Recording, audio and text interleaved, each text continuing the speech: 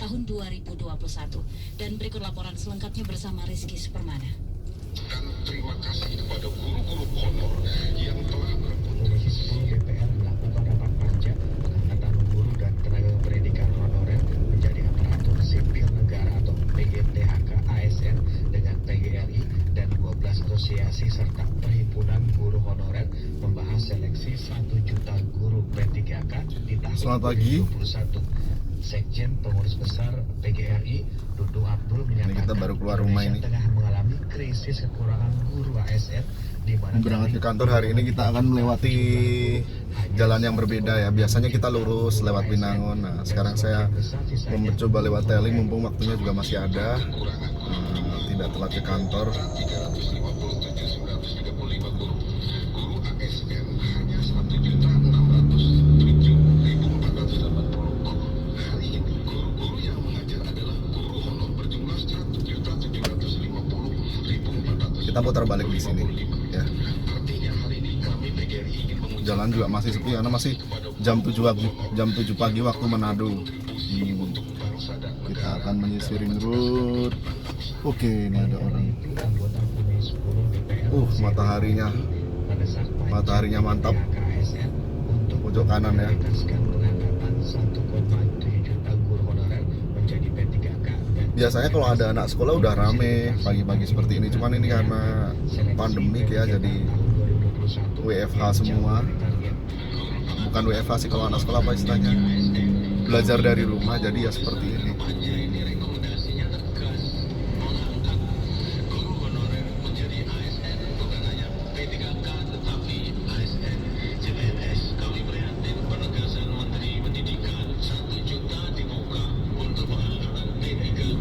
Tuh.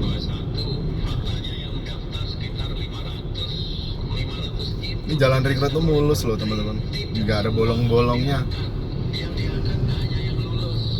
Kanan kiri kalau di sekitaran daerah Lotte Grosir sebelum Citraland di ujung situ tuh masih banyak semak-semak ya, belum penuh bangunan ya. Cuman pasti waktu dekat full bangunan. Kita akan lewat jalan pintas aja. Ini namanya Jalan Maengket kalau nggak salah. Jalan Maengket. Oke. Anda masih menyimak Warta Berita Produksi Pusat Pemberitaan Radio Republik Nah, Indonesia. ini jalan Presiden Amerika Serikat jalan Joe kecil Biden aja dan Presiden di Rusia sini. Vladimir Putin menggelar konferensi tingkat tinggi atau Sepi, kan? KTT khusus yang berlangsung di Jenewa, Swiss, Rabu 16 Juni 2021. Pertemuan kedua presiden itu berlangsung di tengah berbagai permasalahan yang terjadi antar negara. Laporan selengkapnya disampaikan Retno Mandasari. Ini jalannya kecil tapi cukup ramai sih, kadang-kadang macet juga ya. Ini karena orang banyak milih jalan ini, tidak berputar lewat atas sana. Kalau kanan kiri ya di jalan ini cuman rumah-rumah aja, rumah-rumah ya. Ada Indomaret juga satu di Jalan Maengket ini. Langsung di Villa Park-Lagrang itu, kedua presiden diterima langsung oleh Presiden Swiss Guy Parmelin. Putin menyampaikan apresiasi kepada Biden yang tiba di Jenewa untuk menghadiri konferensi tingkat tinggi khusus itu. Putin mengharapkan pertemuan Jalan bersama Maengket. orang nomor 1 di Amerika Serikat. Maengket sih namanya ya? Mana Maengket atau Maengket ya? Maengket, kalau nggak salah loh ini. Kalau kawasannya namanya kawasan apa ya? Kita akan produktif. Menanggapi sambutan Putin, Biden mengatakan Tulisannya ada kok. Saya pernah tahu di sini. oleh kedua negara. Seperti yang telah saya katakan di luar tadi, bahwa selalu diperlukan pertemuan tatap muka secara langsung. Kunjungan Biden ke Jenewa ditanggapi oleh mantan Menteri Luar Negeri di era Presiden Donald Trump, Mike Pompeo, dalam wawancara khusus di Fox News. Pompeo menuding kesediaan Biden bertemu Putin adalah sebagai sebuah upaya pamer dan melakukan sesuatu yang disebutnya telah dilakukan oleh administrasi Trump. Tapi memang administrasi ini bersiap untuk muncul untuk melakukan apa yang telah kami lakukan untuk meminta pertanggungjawaban Rusia atas aktivitas pikirannya dan untuk memperjelas bahwa ada garis merah.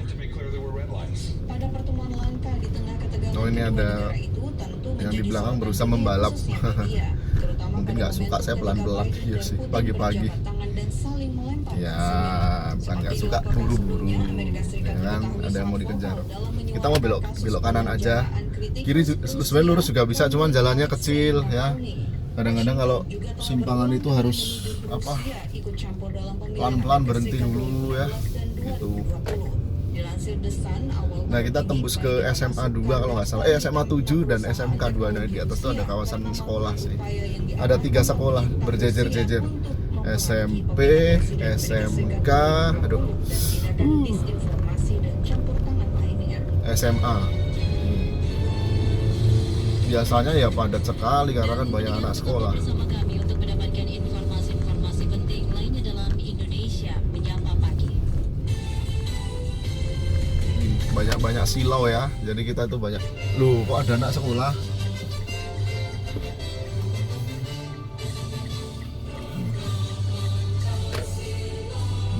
Oh anak sekolah ada yang masuk beberapa.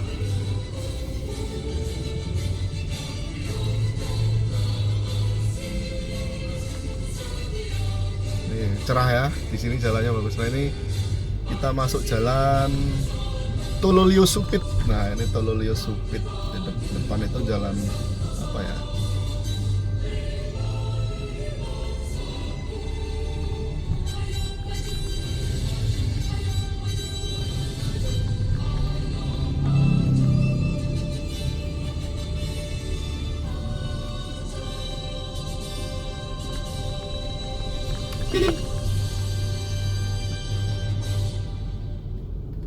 Nah itu bagus ya. Catatan penting hari ini. Ya, oke, karena Skandal Watergate pada 1972 hingga 1974 atau disebut juga Watergate merupakan istilah yang digunakan untuk menggambarkan serangkaian skandal politik di Amerika that's very good Serikat lah.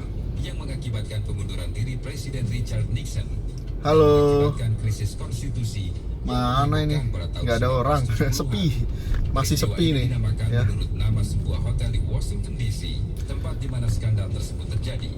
Hotel ini merupakan bagian dari kesatuan properti yang terdiri dari Di depan sana ada rumah sakit Advent. apartemen.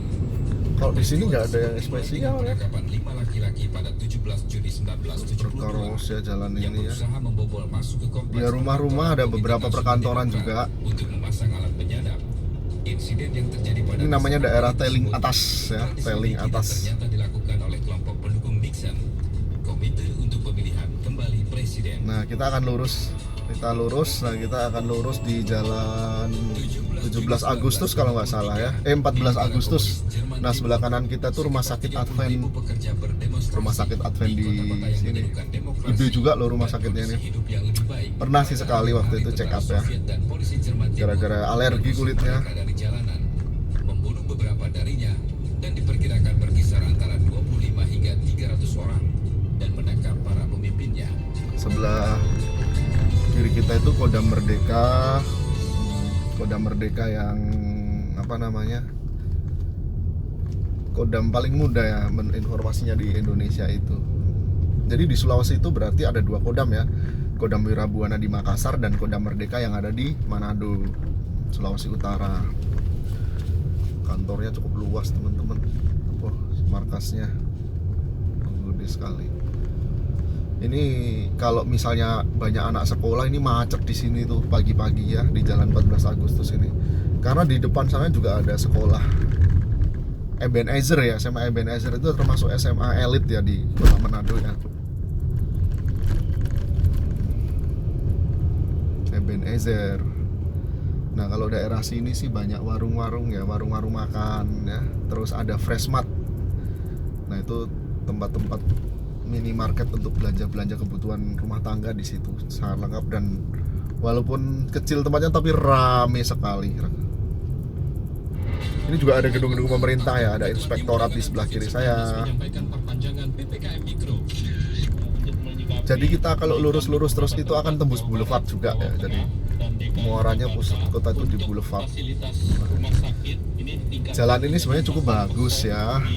Hanya kecil dan memang di kanan kiri pedestriannya kurang ya. Satu hal yang ada di Manado itu mereka itu masih melestarikan pohon-pohon di pinggir jalan ya. Keuntungannya ya pasti jalan menjadi teduh sejuk seperti ini. Tapi konsekuensinya kadang-kadang ketika angin besar itu roboh gitu loh kadang-kadang maunya. Ya plus minus lah, yang penting dijaga. Mereka yang itu saja tapi harus diputar sehingga meyakinkan bahwa yang work from Indah loh jalan-jalannya ini ya. dan memastikan bahwa pekerjaannya itu Hijau. standby di tempat. Nah ini kita menuju Boulevard dari arah Telling ya.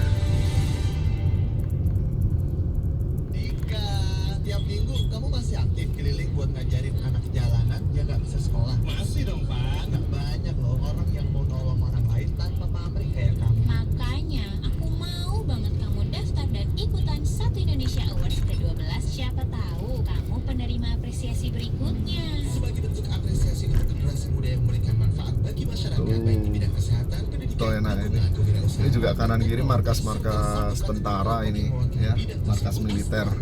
Ada rumah-rumah dinas militer juga di kanan kiri. Jadi hijau semua, rumah-rumahnya dicat hijau, tembok-temboknya dicat hijau.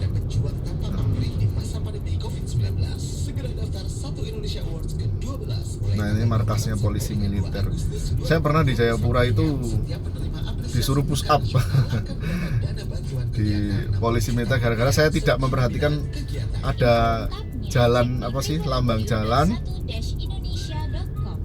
yang dilarang berputar. Nah saya itu karena waktu itu masih baru di sana, saya berputar di depan markas polisi militer itu, akhirnya langsung suruh masuk ke halamannya. Di situ disuruh push up ya karena saya melanggar ya, dan yang saya langgar itu betul-betul pas di polisi militer.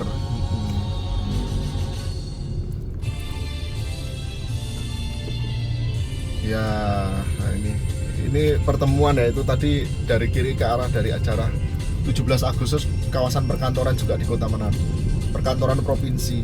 Nah kita akan kelurus ke kiri, agak ke kiri ini kita menuju kawasan Boulevard. Dan juga pemirsa RRI Net, hari ini kita kembali bersama. Nah ini kita masuk Jalan Toar. 17 Juni 2021. Jalan Toar. Saya Esther yang menemani Anda. Setelah tadi rekan Juga kami masih sudah banyak pohon, menemani teman-teman.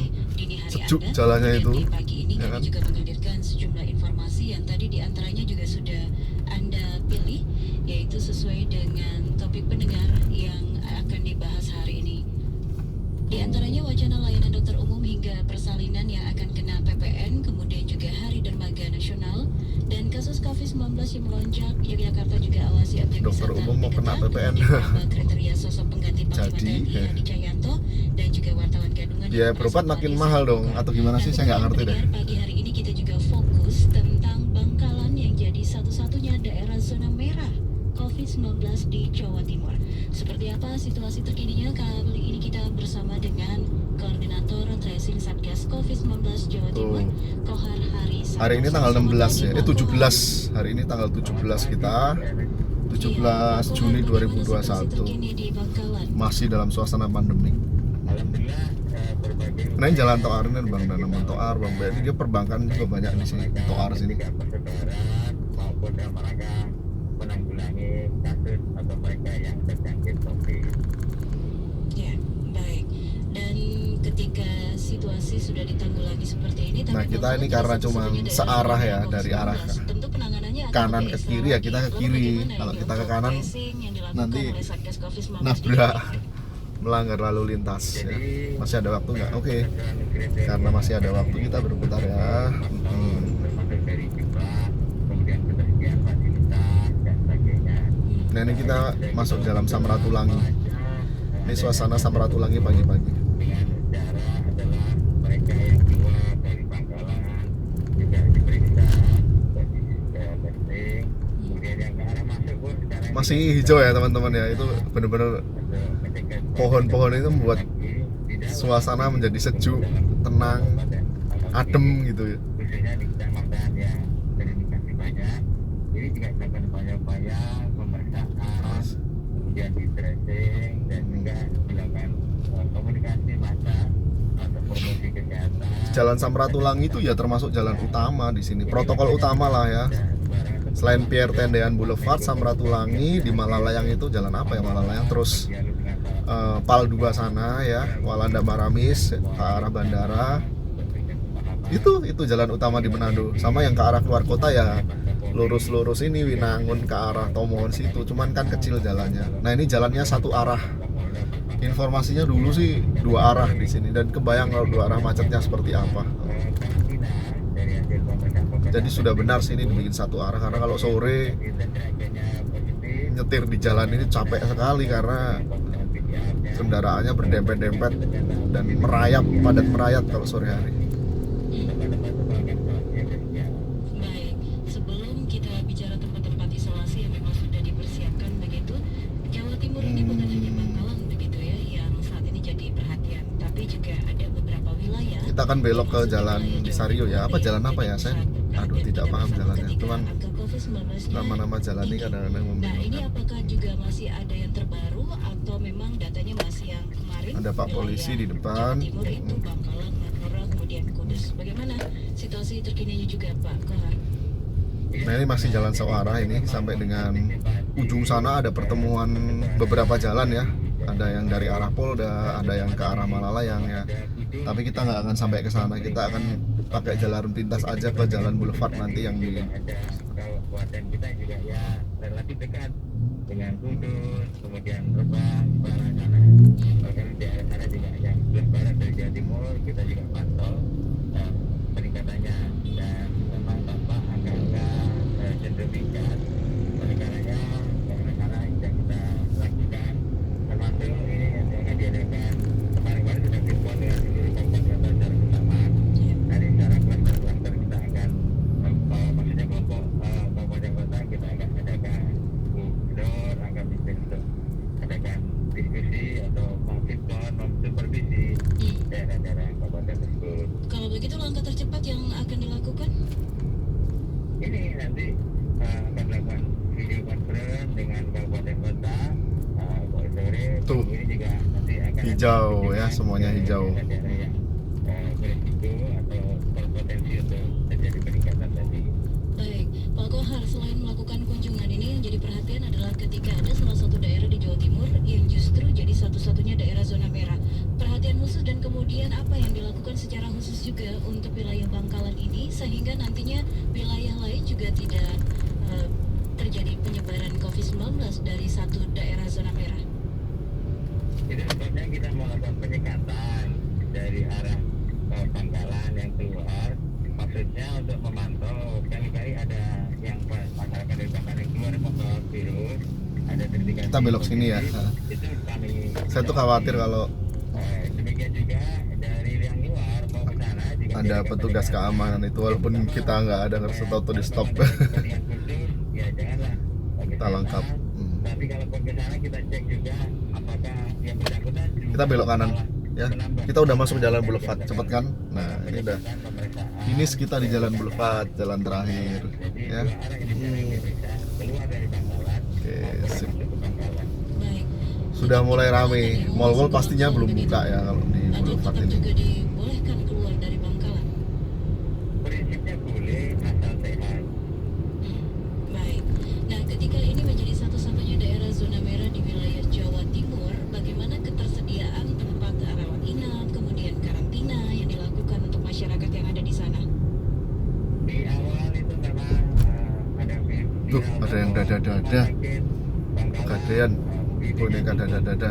Kemudian kita lihat permasalahannya apa, ternyata karena memang jumlah pasien yang datang dengan kapasitas rawat inapnya memang kurang. Waktu itu masih cuma ada 60-an, kemudian kita coba ubah menjadi 90, kita perkembangkan lagi di pasien Bangkalan bisa 150, dan terakhir kami dilaporkan sudah bisa 229 tempat tidur yang bisa dipakai untuk COVID. Itu masih di rumah sakit yang sama? Ya, rumah sakit Bangkalan aja. Caranya adalah itu kan merawat pasien yang COVID kan COVID. Pasien non COVID-nya kemudian kita pilah sehingga kemudian yang nggak betul-betul yang nggak COVID nggak usah ke sana. Lalu kemana? Ada rumah sakit pengampu yang kita kembangkan di Surabaya sehingga kalau nggak terindikasi COVID diteruskan ke Surabaya. Pas Tapi nanti diperiksa ya, juga 20 menit sampai kantor. Kalau COVID masuk dari rumah sakit Bangkalan. Berarti ada juga penanganan yang di luar Bangkalan begitu, Pak? Maksudnya bukan penanganan begitu aja, tapi adalah penyangga sampai kemudian kapasitas yang ada di Bangkalan tidak memenuhi, maka dilakukan penanganan di Surabaya. Sudah disiapkan 6 rumah sakit, Rumah Sakit Sutomo, Rumah Sakit Uner, Rumah Sakit Haji, kemudian BHC, dan yang 6 rumah sakit yang disiapkan. Iya. Di samping menangani yang sakit, juga tempat untuk isolasi, yaitu tempat untuk mereka yang terindikasi positif tapi nggak ada gejala. Ini juga kita siapkan untuk isolasinya. Di antaranya dengan di Badan 3 di Pangkalan, kemudian juga ini sedang dikembangkan di tempat BPWS di kaki Suramat di sana. Baik, Pak Kohar, ada tidak sih masyarakat di sana yang akhirnya melakukan isolasi mandiri karena juga kapasitas kita rumah udah sakit masuk. juga harus diperhitungkan begitu?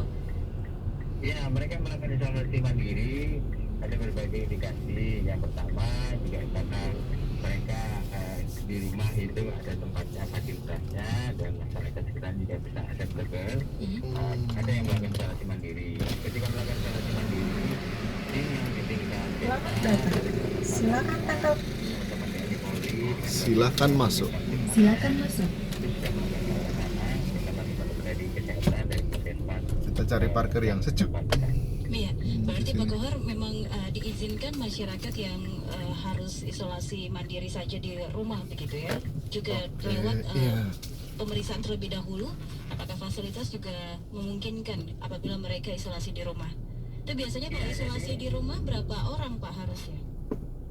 Jadi kita pantau apakah tempat tinggalnya tadi layak untuk isolasi mandiri.